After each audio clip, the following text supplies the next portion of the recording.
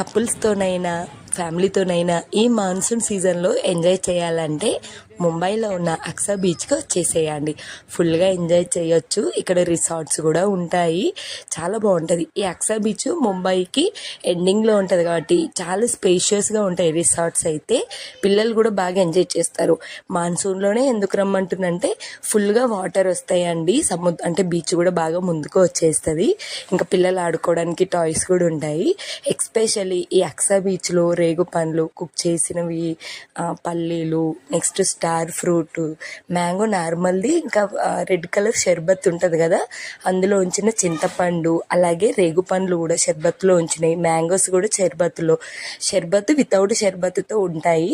నాకైతే ఆ షర్బత్ అస్సలు నచ్చదు, స్వీట్గా అనిపిస్తాయి. అందుకే నార్మల్గా తీసుకున్నాను.